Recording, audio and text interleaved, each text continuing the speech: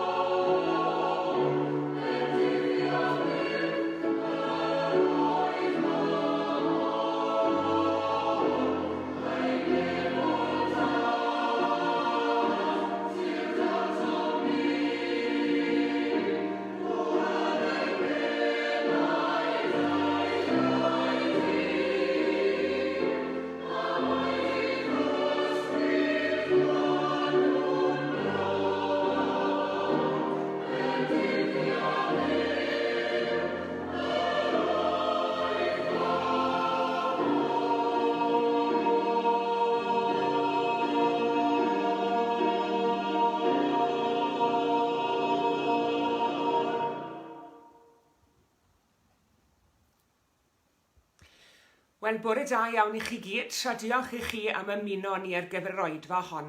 Gobeithio bod chi gyd yn cadw'n iach ac yn ddiogel. Gydwch ni weddio gyda'n gilydd, cydweddiwn.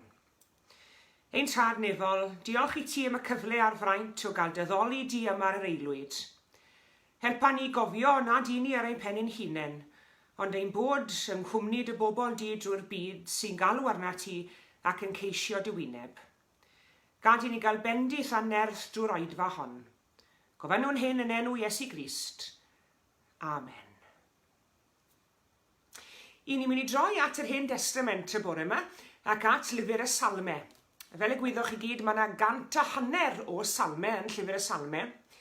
Ond mae yna un salm yn arbennig sydd wedi ennill calon nifer fawr o bobl, sef y drydydd salm ar 20. Ac yn y drydydd salm ar 20, wrth gwrs, mae'r ddelwedd o'r bugail a'r defaid yn amlwg iawn. Ac mae'r delweddau hyn hefyd yn amlwg yn y Testament Newydd, ac yn arbennig felly yn Efengyl Ioan. Dyma Elin I ddarllen y salm ynghyd â rhai adnodau allan o Efengyl Ioan. Yr arglwydd yw fy migail, ni bydd eisiau arnaf. E fe a wna I mi orwedd mewn porfeidd gwelltog, e fe am tywys ger llaw y dyfroedd tawel. E fe a ddychwel fy enaid, e fe am harwain ar hyd llwybrau cyfiawnder, mwyn ei enw. Ie, perhodiwn ar hyd glyn cysgodau angau, nid ofnaf niwed. Canis yr wyt ti gyda mi, dywi alen a ffon am cysurant. Ti ar lwy ford ger fy mron, yngwydd fy ngwrthfynebwyr. Iriaist fy mhen ag olew, fy ffiol sydd iawn. Daioni a thrigaredd, yn ddiau, am canlynant holl ddyddiau fy mywyd, a phreswyliaf yn hir arglwydd, yn dragywydd. Fi ydy'r bugail da. Mae'r bugail da yn fodlon marw dros y defaid. Mae'r gwas sy'n cael ei dalu i ofalu am y defaid yn rhedeg i ffwrdd pan mae'n gweld y blaidd yn dod. Mae'n gadael y defed ac mae'r blaidd yn ymosod ar y praidd ac yn ei gwasgaru nhw. Dim ond am ei fod yn cael ei dalu mae'n edrych ar ôl y defaid, a dydy e'n poeni dim amdanyn nhw go iawn. Fi ydy'r bugail da. Dwi'n nabod fy nefaid fy hun ac maen nhw'n fy nabod i. Yn union fel mae'r tad yn fy nabod i, a dwi'n nabod y tad. Dwi'n fodlon marw dros y defaid. Mae gen i ddefaid eraill sydd ddim yn y gorlan yma. Rhaid i mi eu casglu nhw hefyd, a bydden nhw'n gwrando ar fy llais, yna bydden nhw'n dod yn un praidd a bydd un bugail. Diolch yn fawr iawn i Elin. Gydwch chi ni weddio gyda'n gilydd, cydweddiwn. Ein trad yr hwnnwyd yn y nefoedd, edrych arno ni nawr o ddiw. Yn unig wedi dod at ein gilydd y bore hwn i daddoli di ac i droi atat mewn gweddi yn ystod yr eiliadau hyn yn awr. I ni'n gwerthfawrogi'n fawr arglwydd y cyfle o gael addoli gyda'n gilydd, ac ein bod ni mewn gwahanol fannau, bod ein hamgylchiadau ni o bosib yn wahanol eto, i ni'n diolch ein bod ni'n un yno ti. I ni'n diolch am y cwlwm arbennig sydd yn ein cydio ni ynghyd yn ystod y munudau hyn yn awr. Ac yn ni'n dod ynghyd o ddiw ein tad i dyfoli di yn dad, mab ac ysbryd glân. Ti yw ein diw ni, ninen bobl i ti. Ti yw'r bugail, ninen ddefaid dy gorlan di. Ac arglwydd i ni am ddiolch i ti'n arbennig y bore yma am dy ofal bugeiliol ohono ni bob un. I ni'n diolch i ti am dyddioni ti ag ato ni o ddydd i ddydd ac o awr i awr. I ni'n diolch am dy gwmni. I ni'n diolch bod y gariad yn ein hamgylchynu ni drwy'r amser. Beth bynnag yw ein hamgylchiadau, pa le bynnag i ni a pha beth bynnag i ni wneud. I ni'n diolch am sicrwydd dy gwmni di. I ni'n diolch hefyd arglwydd fel bugail fod ti'n ein harwen ni, trwy dy lan ysbryd. Ac wrth i ni gamu fewn i'r wythnos newydd hon yn ein hanes, dydyn ni ddim yn gwybod beth bydd o'n blaen yr wythnos newydd hon arglwydd. Ac eto nid oes rhaid i ni ofni'r un gelyn, ond i ni gerdded yn dy gwmni di. Dilyned y gariad ni bobman felly, doed air atom ym mhob lle, a dylanwada arnom drwy dy lan ysbryd ym mhob digwyddiad. A mae'r dyddiau hyn arglwydd yn ddyrnodau o ansicrwydd mawr ac o ddryswch mawr. Ac i ni am gyflwyno'r byd i ti arglwydd mewn gweddi y bore hwn. I ni am gyflwyno i ti bawb sydd yn dioddef o gylyniad i haint y coronavirus. I ni am gyflwyno'r cleifion i ti. I ni am gyflwyno'r teuluoedd sydd yn poeni am eu hynwyliad ac yn arbennig yr rhai sydd yn gylaru. I ni am gyflwyno'r staff meddygol i ti hefyd a phawb sydd yn gweithio yn galed iawn mwyn ceisio gofalu am y cleifion. I ni am gyflwyno pawb i ti hefyd sydd wrthi yn ceisio dod o hyd i frechlyn i atal yr haint. Ac i bawb sydd yn gweithio'n galed i geisio atal yr haint rhag lledu ymhellach yn ein byd ni. Arglwydd i ni'n diolch i ti dy fod ti wedi'n donio ni i fedru fod yn greadigol ac yn ddyfeisgar. Ac i ni'n gwerthfawrogi'n fawr arglwydd y cyfer hwn yn awr i daddoli di drwy gyfrwng y we, drwy gyfrwng tudalen Facebook a'r holl gyfryngau eraill yr wyt ti wedi caniatáu i ni i'w cofleidio a'i defnyddio'n gadarnhaol yn ystod y cyfnod hwn. Ac felly pa le bynnag i ni yn ystod y munudau hyn yn awr arglwydd, diolch i ti am gyfle i ymdywelu, am gyfle i ddod yn rhydd o afel pethau'r byd, a dod ger dy fron i ddaddoli. Bendithio'r oedfa hon felly, bendithio weddill y diwrnod cysegredig hwn. Gofynnwn ti hefyd arglwydd i fadda i ni bobai a phechod yn derbyn di. Gyn ni gofyn hyn yn enw ac yn heiddiant, ein harglwydd a'n gwaredwr bendigedig Iesu Grist. Amen.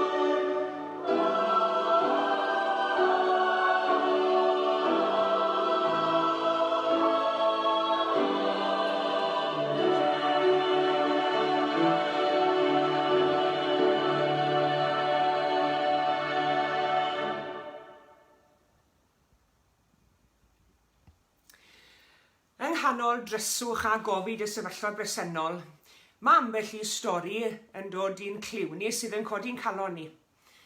Tra bod strydoedd ein pentrefi a'n trefi a'n dinasoedd yn wag, mae'r rhai yn gweld cyfle i fanteisio ar y ffaith nad oes na bobl na thraffig. Rhai sydd yn gweld y cyfle i grwydro a chwarae, yn gweld eu cyfle am ryddid. Nid pobl yw'r rhain, ond creaduried. Creaduried sydd wedi gweld eu cyfle i ddianc o'i hamgylchiadau byw arferol, a mentro i diroedd newydd ac arantir fawr. Tra fod pobl yn cais i'w gartrefi, gwelodd rhai anifeiliaid gyfle am ychydig o ryddid. Mentrodd y geifr o ben y gogarth a'r antur fawr a chrwydro strydoedd Llandudno. Bu kangaroos yn syllu i ffenestri siopau yn Adelaide yn Awstralia. Morfilod yn mentro'r môr i'r lan yn yr Aniannin. Llewod yn gwneud ei hunain yn gartrefol iawn ar gwrs gorff yn Re Affrica. Ceirw yn hawlio darnau o dir gwyrdd yn Nwyrain Llundain. Eliffantod yn crwydro'r trefi yn yr India, ond mae'r wobr gyntaf am yr ysbryd fwyaf anturus yn dod i Gymru, ac i Sir Fynwy, i'r Raglan. Yn Raglan, manteisiodd y defaid ar ei rhyddid i chwarae ar roundabout mewn parc lleol. A dyma nhw fan hyn, mae yna lun ohonyn nhw i ddangos i chi. Y defaid wrth i bodd yn chwarae ar y roundabout. Mae gweld y defaid yn gwthio ei gilydd ar y roundabout yn profi fod defaid yn llawer mwy clefer na mae bobl yn credu yma nhw. Golygfa gwerth chweil oedd gweld y defaid yn troelli a throelli gan fwynhau ei rhyddid. Ac i fi, mi roedd yr olygfa hon yn ail ddiffinio'r hyn mae'n ei olygu fod yn ddafad. Beth yw'r syniad o ddafad sydd gyda chi yn eich meddwl tybed? Mae digon o sôn am ddefaid yn y Beibl fe ni eisios wedi clywed. Digon o gyfeiriadau ar gyfer cyfres o bregethau siwr o fod. Fe gyfeirir yn y Beibl at bobl dduw a dilynwyr Iesu fel defaid. Y syniad draddodiadol sydd gyda ni am ddafad yw i bod i yn rhyw greadur heb fawr o grebwyll, yn un sy'n dilyn i thrwyn i hunan ac yn crwydro'n ddigyfeiriad os nad yw'r bigel yno i'w thywys yn ôl at y praidd. Ac eto, fe allwn ni weld yn amlwg hefyd bod gan y ddafad ymdeimlad cryf o gymuned. Mae'r defaid yn edrych mas am ei gilydd. Mae gyda nhw awydd i helpu gilydd, hyd yn oed pan maen nhw'n sefyll ar roundabout mewn parc. Mae'n amlwg hefyd i bod nhw'n greaduried sydd yn hoffi mentro, a gorwch y gat ac fe ddown nhw hyd i ffordd newydd o chwarae. Ac mae hyn yn wir hefyd am yr ysbryd ddynol fi'n credu. Mae'r rhyw duedd naturiol yno ni i chwilio am ffyrdd newydd a gwahanol o gyflawni tasgau pan bod yr amgylchiadau o'n hamgylch ni wedi newid. Mae'r cyfnod presennol hwn yn gyfnod anodd, mae'n gyfnod gofidus ac yn gyfnod dryslyd iawn. Mae'r byd bron a dod i stop. Mae cyflawni'r tasgau syml ar oedden ni'n cymryd mor gyniataol o'r blaen, bellach wedi'n gorfodi ni i feddwl am ffyrdd newydd o'i gwneud. I ni'n cael ein gorfodi heddi i feddwl yn wahanol, ein gorfodi i ail gynllunio. Ond yr hyn sydd yn codi'n nghalon ni yw gweld rhyw greadigrwydd a dyfeisgarwch ac arloesedd rhyfeddol gan unigolion. Mae'r argyfwng wesa fe wedi esgor ar gyfleon newydd i ni gyd. Mae'r oedfa hon er enghraifft, a phob oedfa arall sy'n cael ei darlledu'n fyw heddi yn un enghraifft fach o hynny. Magwyd hyder mewn rhai i ddefnyddio gwefannau cymdeithasol am y tro cyntaf. Dysgwyd sgiliau digidol newydd, cynhaliwyd cyfarfodydd dros y we, symudodd llawer ei swyddfa i'w cartrefi, cefnogwyd llawer mwy o siopau lleol, gwelwyd y siopau'n addasu'r ffordd maen nhw'n gwerthu nwyddau, trodd y dosbarth ysgol yn un digidol, a phob proffesiwn yn addasu'r ffordd y maen nhw'n gweithio. Y gwirionedd yw, i ni wedi cael ein gorfodi i feddwl am ffyrdd gwahanol i wneud y pethau yr ydyn ni'n dymuno i gwneud. I ni ar y naill llaw yn medru bod yn bobl digon ddihyder ac ofnus ar adegau yn di ni. Ac eto ar y llaw arall, i ni'n gallu bod yn greaduried sydd yn medru addasu'n rhyfeddol yn wyneb gofid. Ein bod ni'n cael ein rhwystro rhag cyflawni pethau mewn modd ymarferol, ac ein bod ni'n simlo nad oes gyda ni'n rhyw reolaeth dros ronnau o'n bywyd. Mae fel petai rhywbeth yn digwydd yn ein meddyliau ni ac yn ein calonau ni hefyd. Hynny yw, ni'n edrych ar gau gwag, ond i ni'n darganfod ffyrdd newydd o chwarae. I ni'n gweld cyfleoedd newydd yn yr argyfwng ac yn gwneud gyda'n gilydd hefyd. Ac na fedrwn ni wneud unrhyw beth wyneb yn wyneb, i ni'n darganfod ffyrdd eraill o gysylltu a'n gilydd. Ac fel llawer iawn o'n cyndeidiau sydd wedi orloesi yn y gorffennol, i ni hefyd wedi gorfod meddwl y tu allan i'r bocs yn dyn ni. Ac onid oes rhywbeth y tu mewn i ni sydd yn ein gyrru ni, i chwilio am y crac yn y wal, neu chwilio am ddrws nas agorwyd o'r blaen, neu gau na chafodd i aredig o'r blaen. A dyna beth yw bod yn rhan o'r ddynoliaeth. Cofleidio prodferthwch dynoliaeth wrth i ni gofleidio Duw drwy ddilyn Iesu Grist, oherwydd taw Duw yw'r drws agored hwnnw sydd yn ein harwain ni i lwybrau newydd a chyffroes.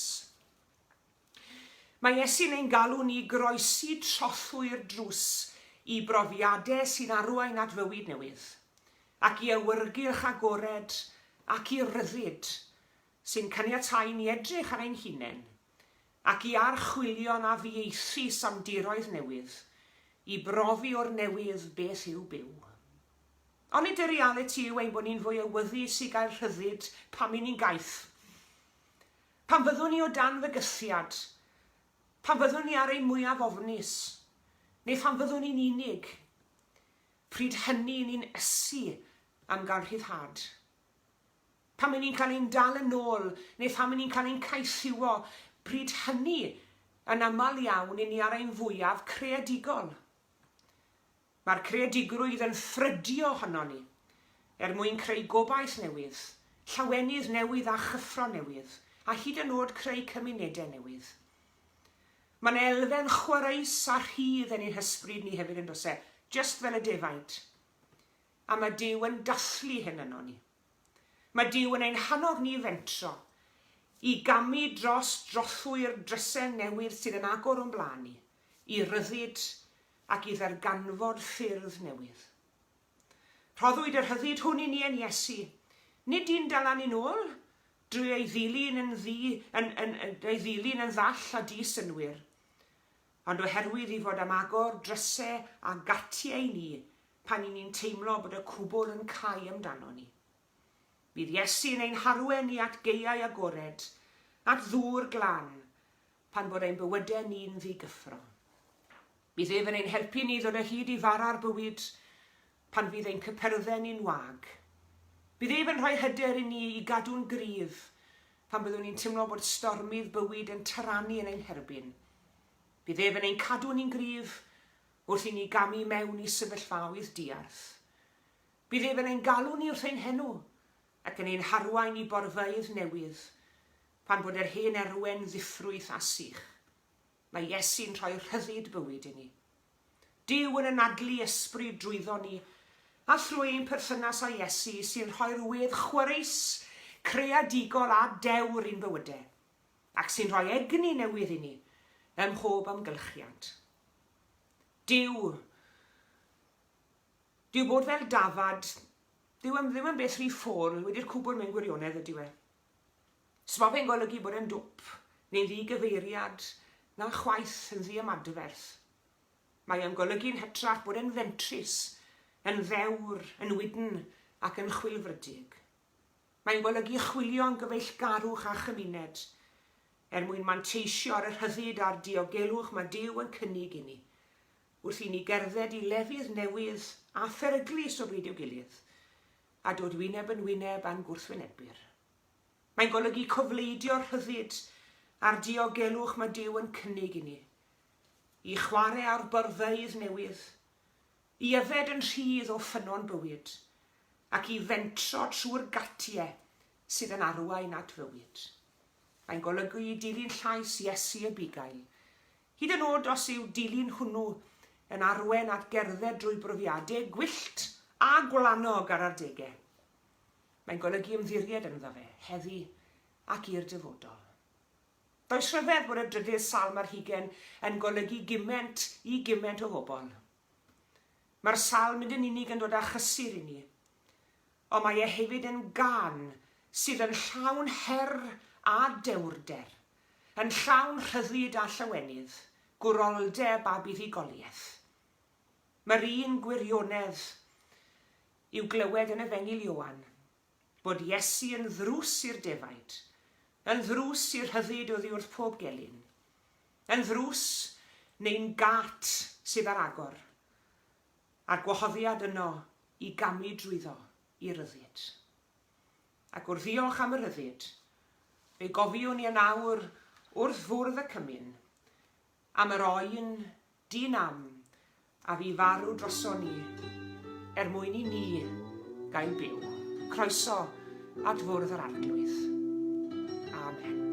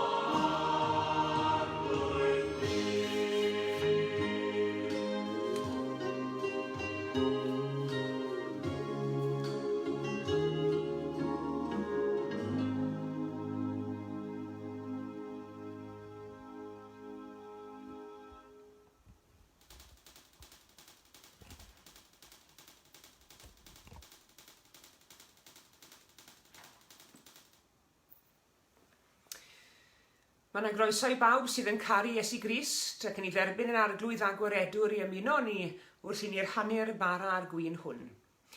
I ni'n dod at y bwrdd, nid am ein bod ni'n gryf, ond am ein bod ni'n wan. I ni'n dod at y bwrdd, nid oherwydd ein bod ni'n caru'r arglwydd ddigon, ond oherwydd ein bod ni'n bwriadu yn dymuno i garu fe'n fwy. I ni'n dod am iddo ef ein caru ni a rhoi fywyd troson ni. Croeso at fwrdd yr arglwydd. Dewch i ni wrando ar eiriau sefydlu y swper hwn. Oherwydd, medde'r apostol Paul, bydd erbynniau sydd oddi wrth yr arglwydd, yr hyn hefyd a draddodais i chi, i'r arglwydd Iesu yn nos y brydychwyd ef gymryd bara, ac wedi iddo ddiolch fe torodd y dywedodd, hwn i fy nghorff sydd yr eich mwyn chwi. Gwnewch un cof amdanaf.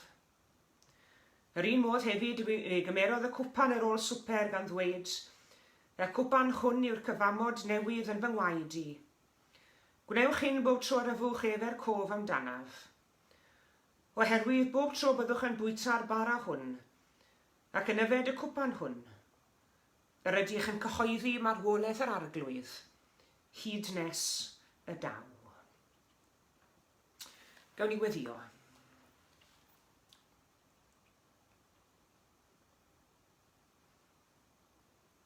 Ein tad yr hwnnwyd sy'n y nefoedd, ein braint ni yn awr o ddiw yw cyfarfod o amgylch dy fwrdd di.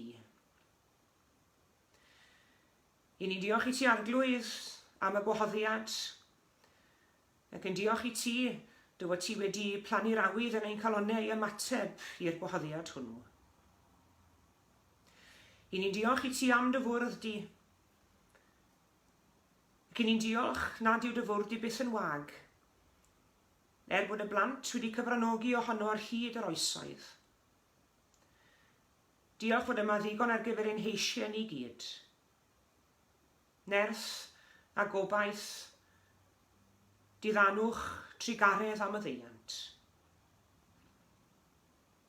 Ac yn awr arglwydd i ni am neilltuo'r elfennau naturiol hyn, y bara a'r gwyn, sydd i'n ffydd ni yn yr wyddion gweladwy o gorff Iesu Grist a ddrylliwyd er ei mwyn, ac o'r gwaed a'r hedodd ar y groes.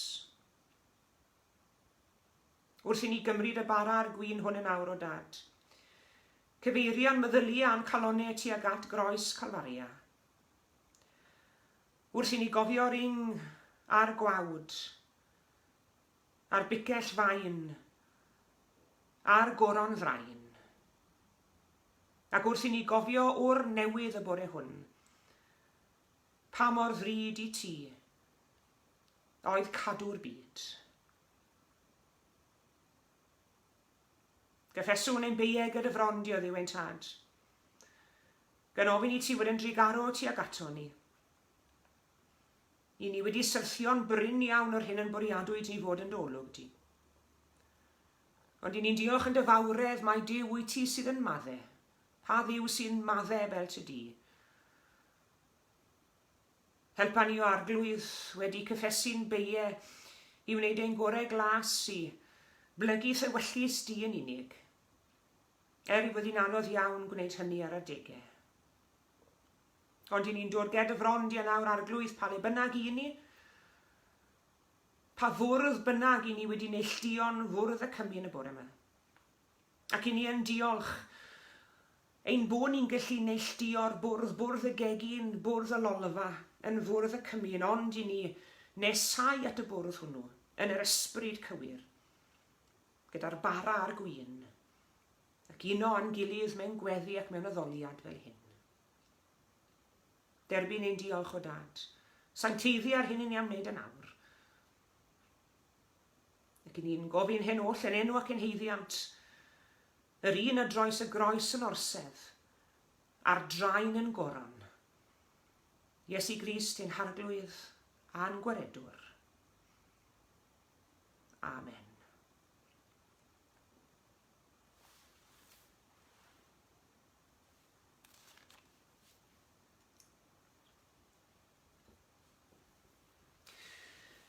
Yr arglwydd Iesu yn nos brydychwyd ef a gymrodd fara. Wedi diolch fe torodd o dywedodd, hwn i fy nghorff sy'n cael ei dorri er eich mwyn chi. Cymerwch bwytewch, gwnewch hyn cof amdana i.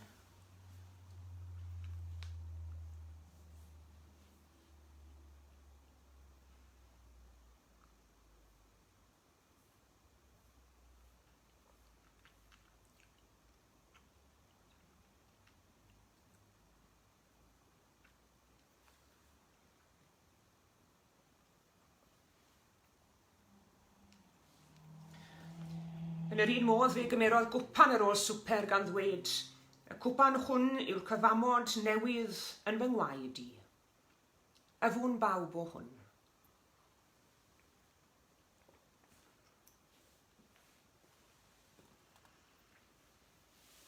Oherwydd bod tro byddwch yn bwyta'r bara hwn, ac yn yfed y cwpan hwn,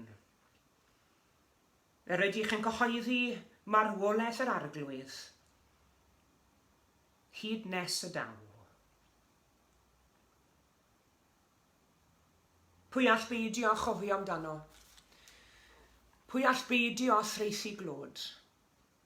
Dyma gariad, na dan angof, tra fo nefoedd wen yn bod. Amen.